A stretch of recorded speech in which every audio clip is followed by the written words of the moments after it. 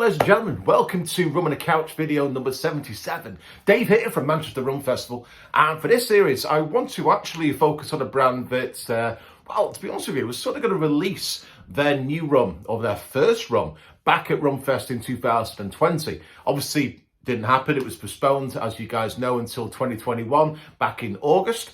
But luckily, they were still able to get there, and that was the guys from Cuckoo, or Brindle Distillery, with their Cuckoo Sundowner rum. Now, I actually hadn't had the opportunity. I was hoping to obviously give it a go back in 2020. Never obviously had the opportunity.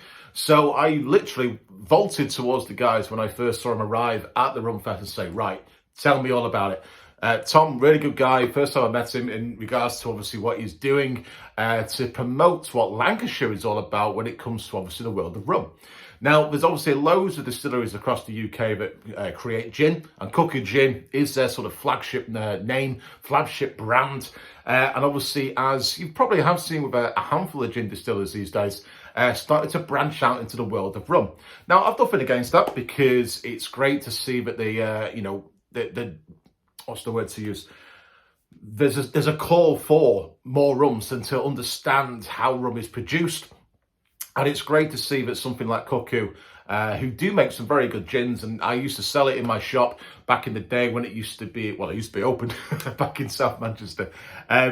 So I've known the Cuckoo guys for quite a while now. But Tom had a really good response, and he very kindly said, look, Dave, give it a go. I'm really intrigued to see what you think. So this is me giving it a go, and let's see what we think. Now, on the bottle itself, obviously 38% ABV, so that ticks my box straight away. Distilled and bottled by Brindle in the Holmes Farm in Lancashire. And on the other side, it basically says, truly artisan spirits, sustainably handcrafted in Lancashire, using ingredients locally sourced and grown in our fields. Probably not the sugarcane, granted. With natural spring water from artesian aquifer and a kind of dedication, care and passion you'd only find down on Holmes Farm. I feel like that's the Brindle Distillery sort of message, which is good, especially sustainability. I feel like there's a lot of people who sort of skip over that. But obviously, I had a quick look on their website because it offers a bit more context to what the rum is all about. It's a shame, I have to admit, it doesn't sort of say too much on the actual label, because a lot of people still read with their eyes before they actually give it a go. But the website does offer a bit more context. So, turns out the Sundowner, because I don't know if you can see on here, but there is a bit of a boat on that lake. The Sundowner was apparently Charles Herbert Lightroller, who's got family roots in Brindle. He was the most senior surviving officer in the Titanic disaster back in 1912. Following his heroic efforts that night, he went on to become a decorated naval war hero. So our rum is named after Charles's private boat, the Sundowner, which was a revamped steamboat in which he enjoyed family trips around Europe. His actual boat apparently made the history books during World War II, when Lightroller bravely sailed across the channel to assist in the evacuation of Dunkirk. Apparently, it saved the lives of 130 British soldiers, despite the boat having an official capacity of only just 21. So it's in the history books for that. That's great to see. But the rum itself, 38% ABV, as we now know. Cuckoo Sundowner rum is made using a cracking combination of our homemade Lancashire white rum. Let's go for young. Expertly blended with South American white rum. Let's change that to young again. The best of both worlds, they say. Aged for over 6 months in ex-bourbon whiskey barrels, our rum is then lightly infused, with vanilla, cinnamon, clove, ginger and natural honey. The honey is actually made on the farm by Lancashire honey bees, who obviously collect their nectar from the beautiful wild fields that surround the distillery building. It's got a couple of signature serves on there, so I'll give them a read a little bit later. So it's actually a flavoured style of rum as well, which I don't think it says on the bottle. I have to admit, I can't see that. So, but I have just seen the words batch free, born in 2021 on the very top there. That's always good to know. Nice little feel. And it's written on as well. That's even better sign. Anyway, I have my Glencairn glass ready for a little tot of Cuckoo Sundowner. Now, as you can see, quite a light colour. I mean, as we now know, it's a blend of both their own young rum and a South American. It doesn't say what the South American rum is, or sorry, country or even distillery within that, but maybe let's see if we can work it out. Okay, not what I thought it was going to be. It's not Guyanese. Oh, I'll say that, or is it? Oh, it's got me thinking now. There's not many Lancashire-based young rums I can really compare against either. I think, off memory, Brindle could be the very first.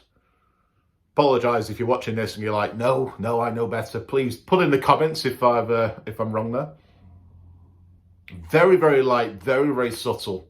I do get the honey. I get a bit of a like kind of light orange citrus. Bit of lemon in there as well. I actually get a little bit of kiwi. Very, very, very fresh fruits. A little bit of stone. But I'd say like apricot kind of stones as well. Nothing too heavy on the cherries. Nothing like that. It's a lot lighter than I expected, but then again, now we've got context, maybe it doesn't surprise me too much. It lacks a bit of body, so I don't think it's Guyanese now, come to think of it. Panamania, possibly. That's more Central America. Not too sure on that one, but let's give it a taste either way. So like I say, 38% ABV.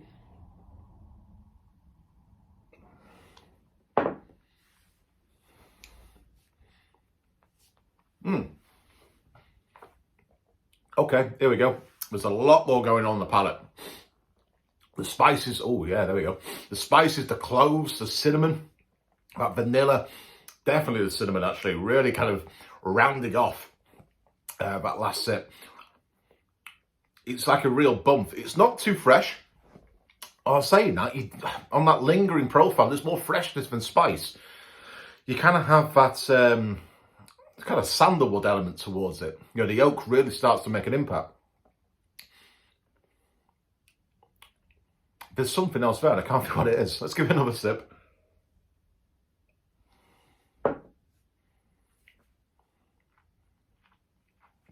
It's kind of like a prune raisin sort of profile. Sort of like mid-tongue.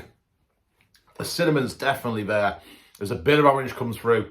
A little bit of that citrus. I wouldn't say it's too sharp, but it's definitely cutting down. There's a base of rum. I really don't think it's Guyana now, but I'm always up for being proven wrong. But I'm just saying it's only 6 months in ex-bourbon whiskey barrels. I've just seen, is it actually blended together then aged for a further 6 months? Or was it just a 6-month rum that they've created? You know what, I probably should... yeah, it's got me thinking, because it's not actually got too much of a body to it. There's rum there, but it's not as prevalent as they thought it may be. There's definitely something, but maybe 6 months is just a little too young for my palate. I mean, obviously, you've got to bear in mind, ladies and gents, that I drink, in my head, it's that kind of real bold, brash Jamaican, St. Lucian, Barbadian style. So this is quite an intrigue to me. I tell you what, though, it's given me some great ideas for cocktails. This in something like a mojito to really sort of bring some of that freshness out with the fresh mint. Even something as simple as a mint julep to really sort of not lengthen it too much and retain some of that profile. I'm actually quite intrigued to see this in a Mai Tai as well. A bit of grapefruit, a bit of almond in there could really make a beautiful blend. What did the guys say on their website was their signature serves? I think ginger ale as a mixer. Double measure of Cuckoo Sundowner rum over ice in a rocks glass. A squeeze of, pardon me, generous, squeeze over a generous wedge of fresh lime, and then add it as a garnish. Mixed with premium cola or ginger beer. It says drop the anchor, breathe in the fresh sea air, sit back and enjoy. I probably prefer ginger ale with that one. Ginger beer, I feel, might just overpower it a little bit too much. This with apple juice would actually work quite nice, especially cloudy apple as well. There's a lot you could do with this. I think it's actually quite versatile.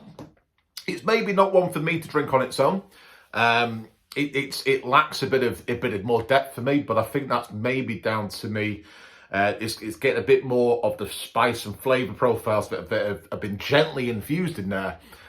So the balance in my mind is just a little bit too much, but there is something there that calls it the rum itself, and it's 38%, which is great. It lacks that sweetness. It has a little bit of dry profile there as well. So I tell you what, not a bad shout at all. Definitely one that's going to be put in my kitchen so I can start playing around with some ginger ale. I think I need to pop out and grab some more. But I'm looking forward to trying that tonight in a couple of different ways as well. So ladies and gentlemen, have you ever tried Cuckoo Sundowner before? Did you try it at Manchester Rum Festival perhaps? If you did, please do let me know in the comments what you thought and maybe what you've been drinking it with as well. If you haven't already, obviously the Cuckoo guys, I noticed on their website that they do sell the bottles directly, but of course maybe check out Tipples of Manchester, Aston's of Manchester if you're based in the Manchester area, or of course check out Master and Malts, maybe Whiskey Exchange, Drink Shop, Roma Whiskies and so on, and see what you're able to pick up from there as well. Other than that, until then, ladies and gentlemen, I will see you all very, very soon for Rum on a Couch number 78. We're getting very close to that number 100, and I've got something, hopefully, a good idea of how I'm going to celebrate number 100 as well. Until then, ladies and gentlemen, I will see you very soon. Enjoy.